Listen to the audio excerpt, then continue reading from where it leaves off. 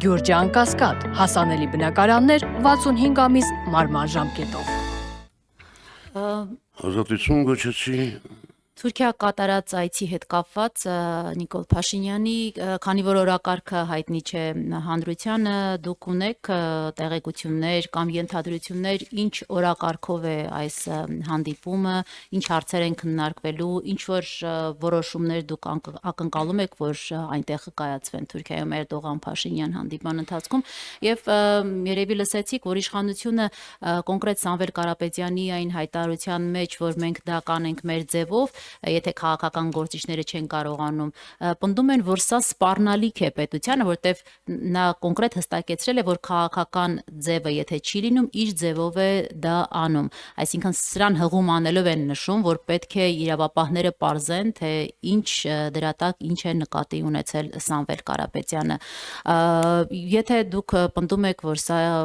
քաղաքական հաշվեհարդար է, ինչու Կարապետյանի դեմ նման հաշվեհարդար պետք է իրականացվեր, դուք ունեք տեղեկություններ, որ Սամվել Կարապետյանը պատրաստվում էր առաջիկայում ներգրավել ակտիվ քաղաքական գործընթացներում, շնորհակալություն։ Թուրքիա հանդիպման օրակարգը մեզանից գաղտնի է, ոչ դուք, ոչ ես, ոչ Հայաստանի Հանրությունը այդ օրակարգից որևէ ինֆորմացիա չունի, բայց եւ ես եւ դուք եւ մեր հասարակության գիտակից մասը վստահ եմ տեղյակ է,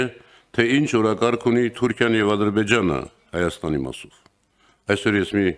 հոդված տեսա, որտեղ հստակ շարադրված են այն պահանջները, որ Թուրքիան եւ Ադրբեջանը ներկայացնում են Հայաստանին, իբր թե առանձնախապայմանների։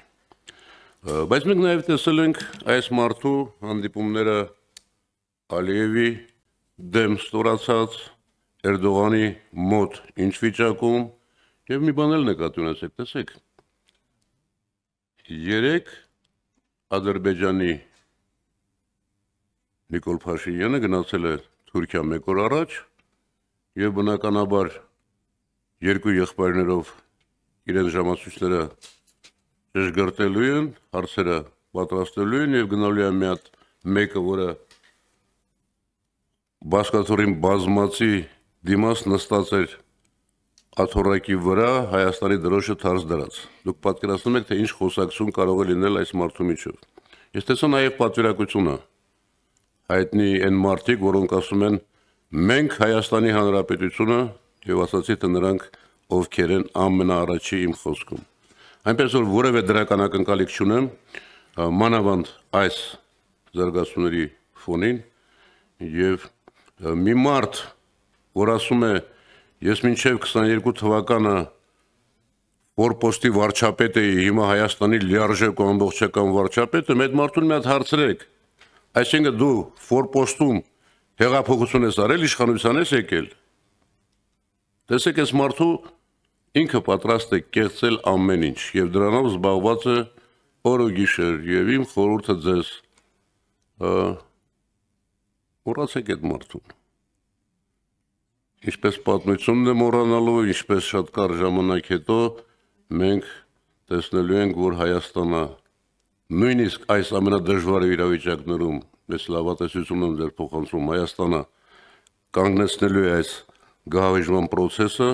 եւ քայլ առ քայլ ոտքի է կանգնելու, ես իմ գործընկեր պատիվ ունեմ խմբակցության ընկերներին սպասեցնեմ։ Եվ մի վերջի հարցը։ Վերջին հարցն էլ կա։ Չէ, ներողություն, վերջի հարցն էլ կար ազատության հարցը։ Ինչպես կոնկրետ տեղեկություն, ես մի անգամ ասել եմ, չէ, դες կարծում եմ, որ ես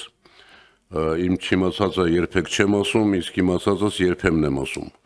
բայց որևէ հայ, արժանապատիվ հայ մարդ Հայաստանի Արցախի համար ամեն ինչ արած եւ մեծ հեղինակություն ունեցող մարդ չի կարող համակերպել այն իրավիճակին, որ բերել են այս չարիքի իշխանությունը։ Այսքանով բավական։ Վերջին հարցը Civic։ Ինչպես։